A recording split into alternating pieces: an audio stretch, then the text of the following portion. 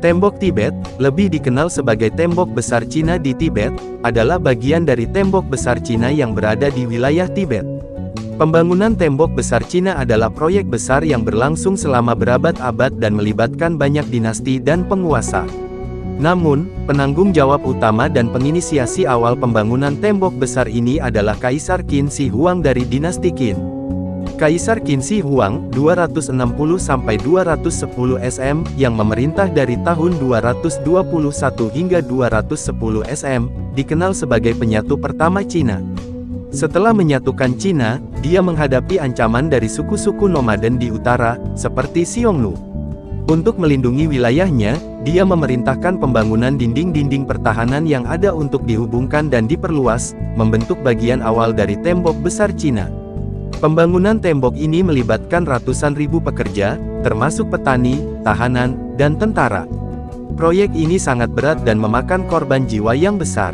Tembok ini dibangun menggunakan berbagai material, tergantung pada ketersediaan lokal, seperti tanah yang dipadatkan, batu, dan kayu. Setelah dinasti Qin, banyak dinasti lain yang memperluas dan memperkuat tembok besar, termasuk dinasti Han, Sui, dan Ming. Setiap dinasti menambahkan panjang dan kekuatan tembok untuk melindungi wilayah dari invasi.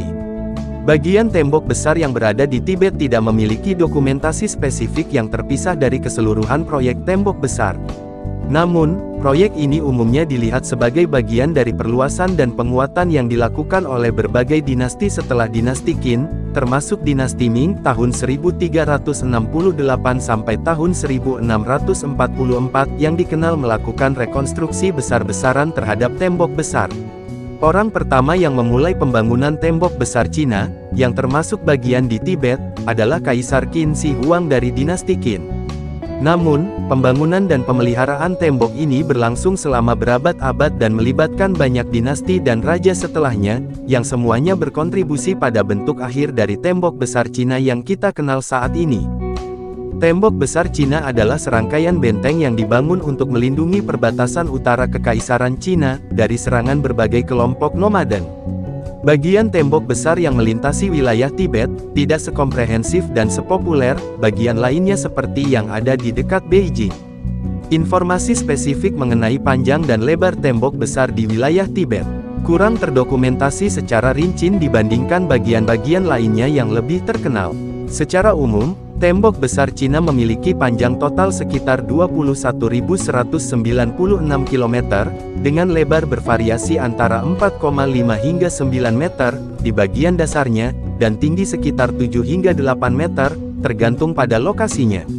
Bagian yang berada di Tibet kemungkinan memiliki dimensi yang serupa, meskipun kondisi geografis dan teknik pembangunan pada masa itu dapat menyebabkan variasi. Sayangnya, tidak ada catatan spesifik dan terperinci mengenai panjang dan lebar khusus dari bagian tembok besar yang melintasi Tibet, karena fokus historis dan restorasi lebih banyak diberikan pada bagian-bagian tembok yang lebih terkenal dan lebih sering dikunjungi oleh wisatawan.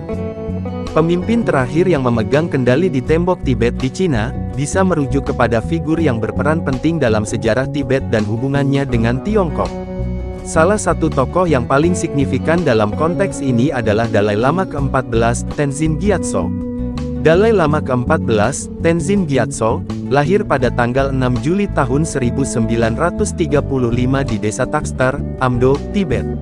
Ia diidentifikasi sebagai reinkarnasi dari Dalai Lama ke-13 pada usia 2 tahun.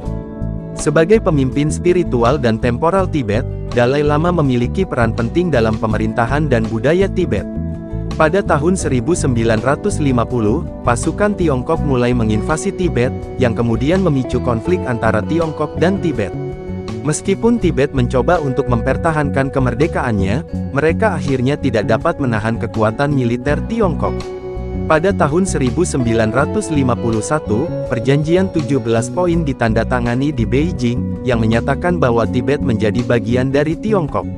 Namun tetap diberikan otonomi dalam urusan internalnya. Dalai Lama ke-14 awalnya menerima perjanjian ini dengan harapan bahwa perdamaian dan stabilitas bisa dipertahankan. Pada tahun 1959, terjadi pemberontakan besar-besaran di Lhasa, ibu kota Tibet, melawan pemerintahan Tiongkok. Situasi ini semakin memburuk, memaksa Dalai Lama ke-14 untuk melarikan diri dari Tibet. Pada tanggal 17 Maret tahun 1959, ia melintasi perbatasan India dan diberikan suaka politik oleh pemerintah India. Sejak melarikan diri ke India, Dalai Lama ke-14 menetap di Dharamshala, yang kemudian dikenal sebagai Little Lhasa. Dari sana, ia terus memimpin pemerintahan Tibet di pengasingan dan memperjuangkan hak-hak rakyat Tibet di dunia internasional. Ia juga bekerja untuk mempromosikan perdamaian dan pemahaman antaragama. Dalai Lama ke-14 menerima penghargaan Nobel Perdamaian pada tahun 1989, atas upayanya yang tak kenal lelah untuk mengadvokasi solusi damai bagi konflik Tibet. Ia dikenal luas karena ajaran-ajarannya tentang kasih sayang, toleransi, dan perdamaian dunia. Meskipun hidup di pengasingan, ia tetap menjadi simbol kuat dari identitas dan perjuangan Tibet. Tiongkok terus menganggap Tibet sebagai bagian yang tidak terpisahkan dari wilayahnya dan menganggap Dalai Lama sebagai seorang separatis yang berbahaya. Namun, banyak negara dan individu di seluruh dunia mengakui legitimasi tuntutan Tibet atas otonomi dan menghormati Dalai Lama sebagai pemimpin spiritual dan simbol perdamaian. Dalam konteks tembok Tibet, mungkin tidak ada tembok fisik yang seperti tembok besar Cina, tetapi penghalang politis dan budaya yang ada mencerminkan ketegangan yang mendalam antara Tibet dan pemerintah Tiongkok. Dalai Lama ke-14 tetap menjadi figur sentral dalam sejarah ini, yang menggambarkan semangat perlawanan dan dedikasi untuk perdamaian di tengah tekanan politik yang berat.